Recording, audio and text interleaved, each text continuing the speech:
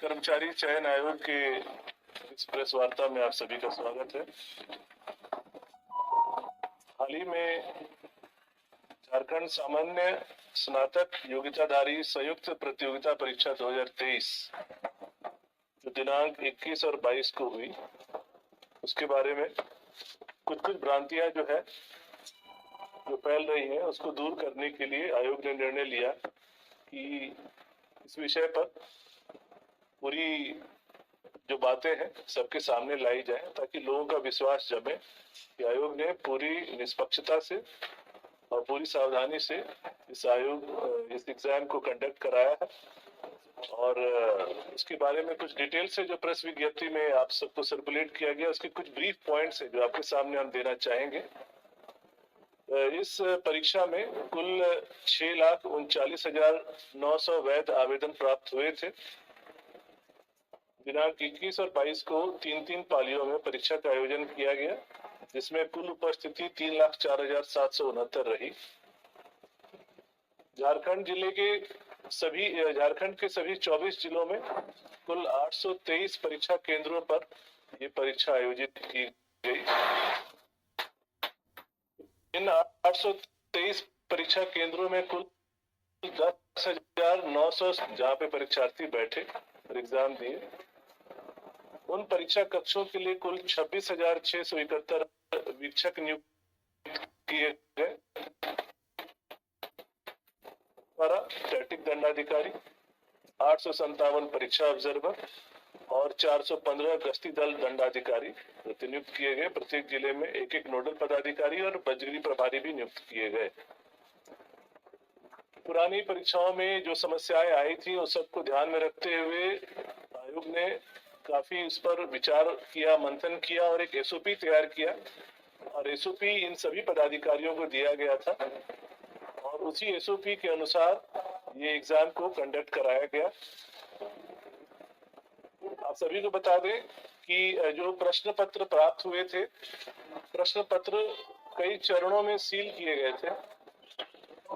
सबसे पहले प्रश्न पत्र जहां वो प्रिंट हुए, वहीं पर उस पर एक पेपर सील लगा, जिससे कि प्रश्न पत्र को खोलने के पहले उस सील को तोड़ना है। फिर 12-12 प्रश्न पत्रों का गुच्छा बना करके, ग्रुप बना करके उसको एक टैंपर एविडेंट एनवेलप में सील किया गया। इसके पश्चात केंद्रवार, पालीवार उन सभी एनवेलप्स को एक मेटल ट्रंक में रख करके डबल लॉक में सील किया गया। उन दोनों लॉक को फिर पुनः सील किया गया। उसके पश्चात उसके ऊपर एक टेप से पुनः सीलिंग की गई और सभी ट्रंक की जो चाबियां हैं वो एक अलग अलग एनवेलप में सील करके एक अलग की ट्रंक में रखी गई, जिसकी नंबर लॉक बेस्ड की थी। सभी ट्रंक जो ये प्रश्न पत्र थे, ये सभी सील्ड कंटेनर्स में प्रत्येक जिला के स्ट्रांग रूम में मंगवाए गए थे और उन सभी के ऊपर जीपीएस लॉक लगा हुआ था कि अगर वो कंटेनर कहीं भी खुलेगा तो कहाँ खुला, कब खुला, उसकी पूरी जानकारी एजेंसी को मिल जाएगी और बाद में जब भी आयोग चाहे वो उसे प्राप्त कर सकता है। जैसे ही ये ट्रंक जो है स्ट्रांग रूम में प्राप्त हुए, वहां पर पहले से स्ट्रांग रूम रेडी थे। सभी जगह लाइव सीसीटीवी कैमरा लगाए गए थे और प्रत्येक स्ट्रांग रूम के लिए एक स्ट्रांग रूम दंडाधिकारी नियुक्त किया गया था जिला के द्वारा। उस कंटेनर को मजिस्ट्रेट के सामने खोला गया और सारे ट्रंक्स को निकाल करके स्ट्रांग रूम में रखा गया। पूरी की वीडियोग्राफी संबंधित मजिस्ट्रेट के द्वारा की गई और उसको बारी बारी वो ईमेल करते गए एग्जाम कंट्रोलर को, आयोग के। और उसके बाद जैसे इलेक्शन में ईवीएम सील होता है, वैसे ये सारे मेटल ट्रंक्स को स्ट्रांग रूम में सील कर दिया गया और लाइव सीसीटीवी में लगातार वो ट्रिपल निगरानी में था। एजेंसी की भी निगरानी में था, जिला प्रशासन के भी निगरानी में था और यहाँ हमारा कमांड एंड कंट्रोल सेंटर था, यहाँ से भी हम लाइव उसको निगरानी कर रहे थे। परीक्षा के दिन स्ट्रांग रूम एक नियत समय पर खोला गया, मजिस्ट्रेट के सामने, नोडल पदाधिकारी के सामने, सारे पेट्रोलिंग मजिस्ट्रेट वहां आए। इसके पश्चात सुबह में ही जो हमारा बॉक्स था जिसमें चाबियां रखी हुई थी, जिस पर नंबर लॉक लगा हुआ था, उसका कोड सुबह में 6 बजे एग्जाम कंट्रोलर के द्वारा सभी नोडल पदाधिकारी को दिया गया। तब सुबह 6 बजे वो सारे की बॉक्स खुले और चाबियां निकाल करके ट्रंक के साथ पेट्रोलिंग मजिस्ट्रेट को दिया गया सेंटर पे पहुंचाने के लिए। ट्रंक यहाँ नहीं खोलना था, ये स्पष्ट उनको निर्देश दिया गया था और चाबियां भी सील्ड अवस्था में थी। इसके पश्चात पेट्रोलिंग मजिस्ट्रेट उस ट्रंक को सेंटर सुपरिटेंडेंट के यहाँ जाकर के उनको सुपुर्द किए चाबियों के सील्ड एनवेलप के साथ। वहां पर भी स्ट्रिक्ट इंस्ट्रक्शन था कि ये मेटल ट्रंक कब और कैसे खुलेंगे। ये सारे मेटल ट्रंक परीक्षा के मात्र आधा घंटा पहले खुल सकते थे और सिर्फ कंट्रोल रूम में खुल सकते थे। और सारे 823 जो हमारे परीक्षा केंद्र थे, सभी के कंट्रोल रूम में लाइव सीसीटीवी लगाई गई थी, जिसकी निगरानी यहाँ से कंट्रोल रूम से हो रही थी और जिला के कंट्रोल रूम से भी हो रही थी। कंट्रोल रूम में केंद्राधीक्षक, स्टैटिक मजिस्ट्रेट, ऑब्जर्वर और सभी वीक्षक की उपस्थिति में उस ट्रंक को खोलना है। उसके बाद उसके अंदर से सील्ड लिफाफे निकलेंगे। सील्ड लिफाफे सभी वीक्षकों को उनके क्लासरूम वाइज कक्षवार उनको दिया जाएगा और वो स्वयं उसको लेकर जाएंगे। किसी भी प्यून को अलाउड नहीं किया गया। और परीक्षा केंद्र में सेंट्रल सुपरिटेंडेंट, ऑब्जर्वर और स्टैटिक मजिस्ट्रेट के अलावा किसी को भी मोबाइल ले जाने की अनुमति नहीं थी। परीक्षा केंद्र के प्रत्येक कमरे में, कॉरिडोर में और मेन गेट पे सीसीटीवी लगाए गए थे और जैमर्स लगाए गए थे। कुल सीसीटीवी की संख्या 15,236 सीसीटीवी कैमरे लगाए गए थे और 9,217 जैमर लगाए गए थे। इसके पश्चात वीक्षक जब वो sealed envelope, tamper evident sealed envelope अपने कक्ष में ले जाते हैं, वहां पर 5 उम्मीदवारों की उपस्थिति में उनसे साइन करा के उनके सामने वो एनवेलप खोला जाएगा और उसके बाद वो प्रश्न पत्र वहां पर एक सीरीज है, क्रम है, उसके अनुसार उसको बांटा जाएगा। ये उनको निर्देश था, उसके अनुसार ही कार्य किए। इसके पश्चात परीक्षा समाप्त होने के बाद उसको निर्देश दिया गया था कि वापस वो कंट्रोल रूम में लाएंगे। कंट्रोल रूम में पुनः वो एनवेलप में सील होगा और वो पुनः फिर एक ट्रंक में वापस सील हो जाएगा और वो सील्ड ट्रंक की अवस्था में वो आयोग में कल और परसों प्राप्त कर लिया गया है। और वो सारे सील्ड ट्रंक, जिसमें कि कैंडिडेट्स के अटेंडेंस शीट और ओएमआर जिसमें उन्होंने अपने उत्तर को भरा है, वो अब हमारे पास प्राप्त हो चुका है। कल से उसको स्कैनर लगा करके हम लोग सीसीटीवी की निगरानी में और मजिस्ट्रेट की निगरानी में उसका इवैल्यूएशन की कार्रवाई शुरू करेंगे। ये थी परीक्षा के बारे में एक ब्रीफ। इसके अतिरिक्त बता दें कि परीक्षा के चैलेंज आपसे समझ सकते हैं कि 6,39,900 वैध कैंडिडेट थे। तो प्रश्न पत्र जो छपे हैं उसकी संख्या का आप अनुमान लगा सकते हैं, गुना 3, क्योंकि 3 पालियों में प्रश्न पत्र दिए गए थे। कुल 20 लाख प्रश्न पत्र छपे थे और प्रत्येक प्रश्न पत्र में 10 पन्ने थे। कुल 2 करोड़ पन्नों की छपाई हुई थी और ये पूरा सिक्योरिटी प्रेस में एक सीमित अवधि में किया गया है। और कहाँ हुआ, किसने किया, ये पूरा सीक्रेट है। इसके अतिरिक्त कुछ भ्रांतियां हैं जो बच्चों के द्वारा आयोग के समक्ष लाई गई। जैसे एक शिकायत आई, कुछ बच्चों ने कहा कि जो ओएमआर में जो एक सीरियल नंबर प्रिंट होता है और क्वेश्चन बुकलेट में एक सीरियल नंबर प्रिंट होता है, वो मैच नहीं कर रहा है, इसलिए उन्हें शंका था कि कुछ गड़बड़ी है, वो एग्जाम नहीं देना चाहते। तो उन सबको स्पष्ट किया गया कि ओएमआर पे जो सीरियल नंबर होता है और बुकलेट पे जो सीरियल नंबर होता है, वो सीरियल नंबर हम लोग इसलिए प्रिंट करते हैं ताकि हमें पूरे प्रिंटेड मटेरियल का लॉग ट्रेल हमारे पास हो, एक ऑडिट पर्पस के लिए, कि किस सीरियल नंबर से किस सीरियल नंबर ओएमआर किस जिले के किस सेंटर के किस कक्षा में गया है, या किस सीरियल नंबर का बुकलेट किस जिले के किस सेंटर के किस कक्षा में गया, ये हमारे ऑडिट ट्रेल के लिए है। इन दोनों का मिलान होने का कोई ऐसी आवश्यकता नहीं, उससे उनके इवैल्यूएशन पे कोई फर्क नहीं पड़ता। ये हमारी जानकारी के लिए, हमारे इंटेलिजेंस के लिए कि कल को कोई कदाचार होगा तो हम अपने लॉग ट्रेल से मिला लेंगे कि इसमें कोई गड़बड़ी हुई है। उसका आपस से मिलना कोई आवश्यक नहीं है, उसके लिए उनको कोई डरने और संदेह की बात नहीं है। उन्होंने अपने ओएमआर में जो रोल नंबर, जो बुकलेट संख्या, जो सीरीज डाली है, जो सब्जेक्ट कोड डाला है, उसी के अनुसार इवैल्यूएशन होगा। इसके पश्चात हमारे पास ये भी व्यवस्था है, अभी कुछ बच्चों के हमारे पास आवेदन आ रहे हैं कि हमने सीरियल नंबर जो है बी की जगह सी भर दिया गलती से, या हमने रोल नंबर भरने में एक बबल हमारा छूट गया, या सब्जेक्ट कोड हमने 01 की जगह 03 भर दिया, तो कृपया इसका ध्यान रखें। तो ये मैं आप सबको आश्वस्त करना चाहता हूँ और बच्चों को आश्वस्त करना चाहता हूँ कि इस बार जब हम लोगों ने प्रिंटिंग कराई, प्रत्येक प्रश्न पत्र की डिजिटल कोडिंग की गई है, पहली बार आयोग में हुआ है। हर प्रश्न पत्र पर एक क्यूआर कोड है, उस प्रश्न पत्र को हम ट्रेल कर सकते हैं कि ये किस सेंटर पे गया था और किस बच्चे ने लिखा है, और ये सारा डेटा हमारे पास है। तो निश्चिंत रहें, अगर उन्होंने गलती की भी है तो हमारे पास वो सॉफ्टवेयर है कि हम उसको सुधार सकते हैं कि वो सही रोल नंबर हो, सही सब्जेक्ट कोड हो या सही सीरियल नंबर हो। उनको कोई घबराने की जरूरत नहीं। आवेदन हमारे पास आ भी रहे हैं, वो आवेदन नहीं भी देंगे तब भी हमको उसको शुद्ध करने की हमारे पास पूरी सॉफ्टवेयर व्यवस्था है।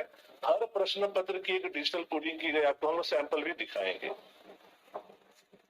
और हम लोगों ने प्रिंटिंग के समय भी चीजें लीक ना हो, इसके लिए हम लोगों ने विशेष ध्यान ये रखा कि यहाँ पे जो प्रश्न पत्र की जो तैयारी होती है उसमें एजेंसी को ये काम दिया जाता है। एजेंसी भी, अगर हमें जैसे 2 शिफ्ट में एग्जाम लेना था जीके का, तो हमें 2 प्रश्न पत्र तैयार करने थे, तो एजेंसी ने 6 प्रश्न पत्र तैयार किए, 3 गुना, और उसको सील पैकेट में लाया गया आयोग में। आयोग की उपस्थिति में अध्यक्ष के द्वारा रैंडम 2 प्रश्न पत्र चुने गए जो सील्ड अवस्था में थे और उनको दे दिया गया प्रिंट करने के लिए। बाकी 4 आयोग में सील्ड अवस्था में रखे हुए। वो 2 प्रश्न पत्र तैयार होने के लिए भी वो मल्टीपल एक्सपर्ट से क्वेश्चन लेते हैं, फिर वो कंप्यूटर में रैंडमली मिसमैच मैच होता है। वो किसी को नहीं पता चलता है कि फाइनल प्रश्न पत्र क्या बन रहा है, और वो भी 6 पार्ट में बनता है और उसमें से रैंडमली 2 सेलेक्ट होता है। प्लस इस बार हम लोगों ने एक और ध्यान रखा कि प्रश्न पत्र आपको हम दिखाएंगे, प्रश्न पत्र पे कहीं नहीं लिखा हुआ है कि एग्जाम किस पर्पस के लिए हो रहा है। झारखंड कर्मचारी चयन आयोग करा रहा है सीजीएल के लिए एग्जाम, ऐसा कहीं नहीं लिखा है। प्रश्न पत्र एकदम न्यूट्रल है, कोई देख के बता नहीं सकता है, प्रिंट करने वाला भी उसको पता ही नहीं है कि ये प्रश्न पत्र किस एग्जाम के लिए, किस आयोग के लिए छप रहा है, वो भी आपको दिखाएंगे। इसके अतिरिक्त एक भ्रांति और आई है, कुछ बच्चों ने कहा कि उनका जो पेपर सील है वो टूट गया था या खुला हुआ था। तो आपको मैंने जैसा बताया 20 लाख प्रश्न पत्र छपे, सारे सिक्योरिटी प्रेस में मशीन से प्रिंट हुए, सील हुए, पैक हुए। उसमें 1-2% संभावना है कि एडिसिव छूट गया होगा, सील नहीं हुआ होगा, पर उससे प्रश्न पत्र लीक होने का कोई खतरा इसलिए नहीं है क्योंकि वो पुनः एक टैपर एविडेंट एनवेलप में सील होता है, फिर वो मेटल ट्रंक में सील होता है, फिर वो सील्ड कंटेनर में ट्रांसपोर्ट होकर आता है। तो इसलिए सिर्फ पेपर सील के खुले रहने से प्रश्न पत्र के लीक होने का कोई खतरा नहीं है। पेपर सील का एक ही उद्देश्य होता है कि जब प्रश्न पत्र दिया जाता है कैंडिडेट को, तो हम लोग 4-5 मिनट पहले दे देते हैं, बांटने में सुविधा होती है। जब घंटी बजती है तब कैंडिडेट को पेपर सील फाड़ना होता है और तब वो प्रश्न पत्र खोलता है। सिर्फ इसी पर्पस के लिए दिया जाता है। इससे इसका मतलब ये नहीं है कि वो प्रश्न पत्र लीक हो गया या उसका कोई खतरा। It could be 1-2% of manufacturing defect जो हमारे प्रश्न पत्र को कहीं भी खतरे में नहीं लाता। कुछ आप लोगों को हम लोग वीडियो भी दिखाना चाहेंगे कि कैसे सेंटर्स में, जो हम लोग यहाँ से लाइव सीसीटीवी से देख रहे थे, कि कैसे जो ट्रंक थे कैसे उसको अनसील किया गया सभी के सामने कंट्रोल रूम में। तो वो एक वीडियो है, वो हम लोग दिखाएंगे आपको। इसके अतिरिक्त कुछ आपको हम लोग सैंपल दिखाना चाहेंगे। पहले एक हमको खुला वाला दिखाइए। ये अनयूज्ड मटेरियल है जो बच करके वापस आए हैं, उसमें से कुछ इस तरह के एनवेलप में सील था। एक सील्ड एनवेलप दिखाइए। इस तरह के टैम्पर एविडेंट एनवेलप्स में प्रश्न पत्र को सील किया गया था, तो इसको आप खोल नहीं सकते, ये मुश्किल है। खुलेगा तो ये सील फट जाएगा, इसको काट के ही खोला गया। तो अगर कहीं भी कोई इसको खोलेगा तो ये पता चल जाएगा, इसीलिए बोलते हैं टैम्पर एविडेंट एनवेलप इसको बोलते हैं। इसको जब खोला गया, इसको काट करके खोला गया। अब आपको दिखाते हैं एक प्रश्न पत्र।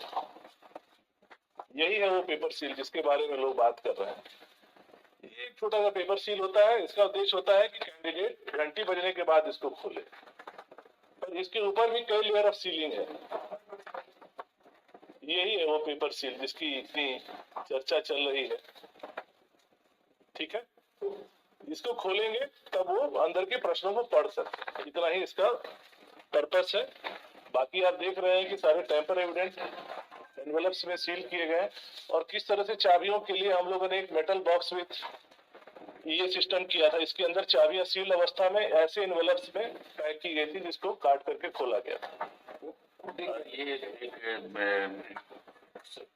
नंबर लॉक सिस्टम है। तो सुबह 6 बजे कोड दिया गया, तब वो खुला और ये चाबियां बटी। अब अनसीलिंग वाला वीडियो कहाँ दिखाएंगे? उस तरफ।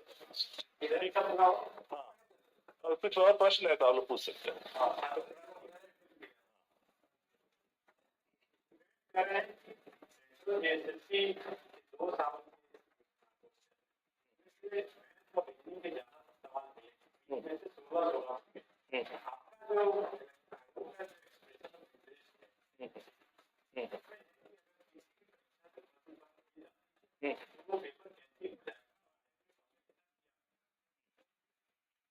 पहली बात है कि आप भी परीक्षार्थी रहे और हम भी परीक्षार्थी रहे हैं।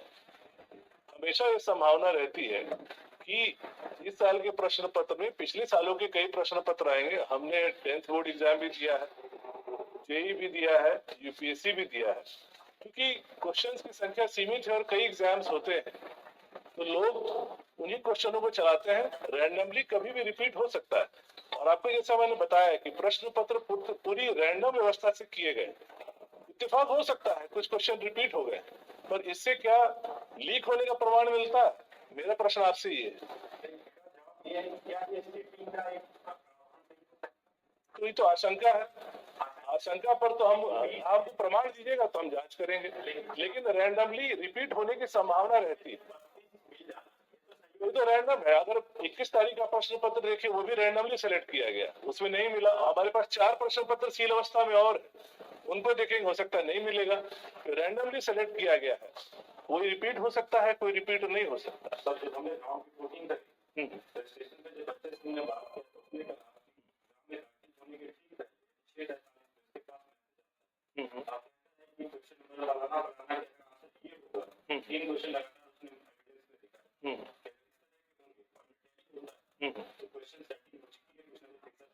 हमें प्रमाण दिया जाए, हम लोग जांच करने के लिए तैयार। हमारे पास कोई प्रमाण लेकर के आएगा, निश्चित रूप से आयोग इसकी जांच करेगा।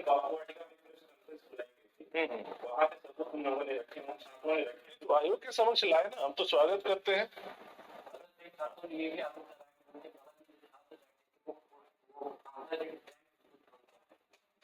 तो उसका उपाय ये है कि अगर कोई ओएमआर ब्लैंक छोड़ रहा है, तो उसका उपाय यही होगा कि जब यहाँ इवैल्यूएशन होगा तो कोई उसका व्यक्ति जो है जाकर के ओएमआर को ब्लैक कर देगा। ये हो सकता है। अभी तो पूरा सील्ड एनवेलप और ट्रंक में आया हुआ है, सब यहीं पे रखा हुआ है, सब सील्ड है। तो आपको ये बता दें कि जो हमारी स्कैनिंग होगी, स्कैनिंग के लिए सीसीटीवी कैमरे लगाए गए हैं। एजेंसी तो जो करेगी ही करेगी, हमारा एक एक मजिस्ट्रेट हर स्कैनर पे रहेगा, और वो एक पर्टिकुलर कमरे में होगा जिसके बाहर हमारे सिक्योरिटी गार्ड ये चेक करेंगे कि कोई भी व्यक्ति मोबाइल या कलम या पेंसिल अंदर लेके नहीं जा रहा है। उसको रैदर हम लोग अलाउ करेंगे, वो टी शर्ट पहन के आएगा, कोई पॉकेट नहीं होना चाहिए उसके पास, और बिल्कुल खाली हाथ अंदर जाएगा। तो जब ये होगा तो अगर किसी ने ओएमआर छोड़ा भी है तो उम्मीद करके शायद कहीं सेटिंग होगी, तो उसका ओएमआर खाली ही रह जाएगा।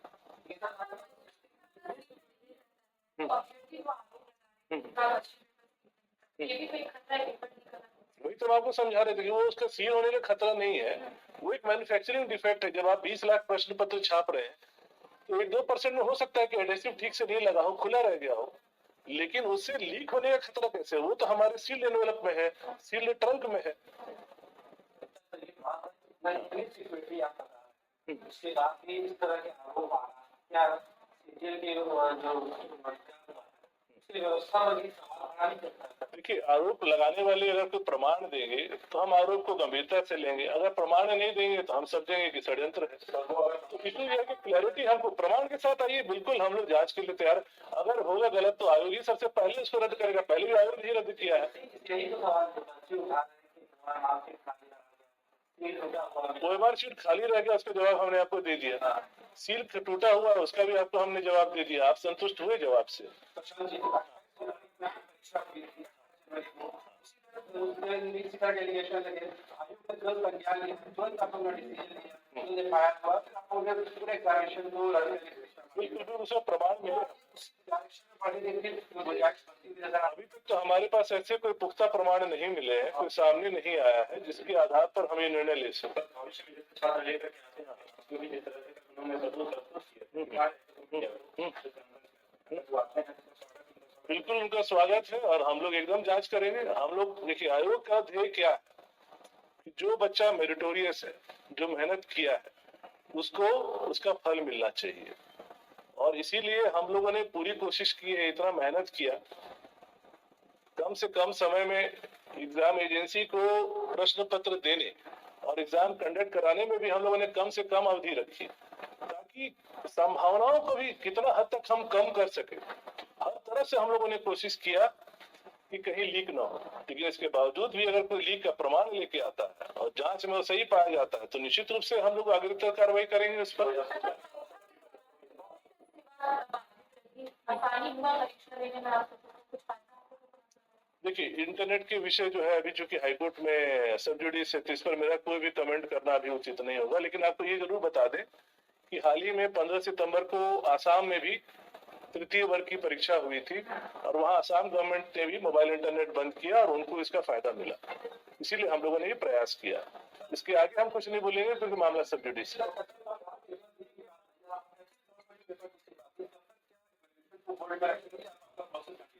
देखिए, कथित तौर पे नहीं, अगर हमारे पास तो पुख्ता सबूत लेके आएगा और जांच में हमें लगेगा कि प्राइमा फेसी कोई इशू है तो निश्चित रूप से हम होल्ड पे रखेंगे।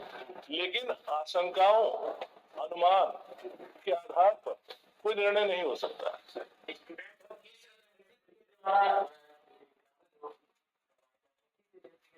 ये गोपनीय है, इसको नहीं बताया। नहीं, ये भी हम आपको नहीं बताएंगे, हम कुछ नहीं बता सकते, ये पूरी गोपनीय विषय है।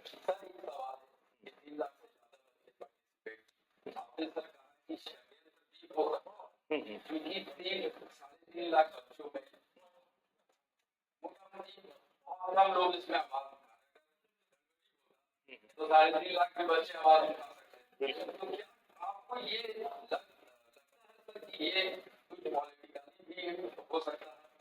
देखिए, मेरा इस पर कुछ कमेंट करना उचित नहीं रहेगा। बाकी आप समझदार हैं, मेरा हम आयोग का ही पक्ष है। 8 वर्षों से प्रयास हो रहा था और हम लोगों ने इस बार पूरा प्रयास किया कि इस बार हम लोग सफल हो जाए और अभी तक तो उम्मीद है कि हम लोग सफलता की ओर बढ़ रहे हैं। एक और प्रश्न सवाल तो पेपर 3 है जीएस का पेपर, उसमें ऐसा स्टूडेंटों का आरोप है जिन्होंने परीक्षा दी। वे कह रहे हैं कि जो सेंट्रल सीजीएल का जो मैथमेटिक्स का पूरा पोर्शन है वो सेंट्रल सीजीएल का पूरा पोर्शन हमने जवाब दे दिया।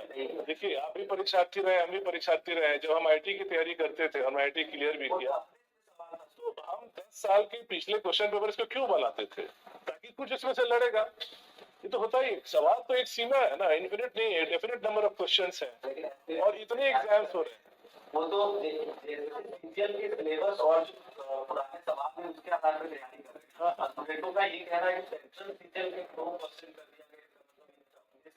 तृतीय वर्ग के जो परीक्षाएं होती है, झारखंड कर्मचारी चयन आयोग के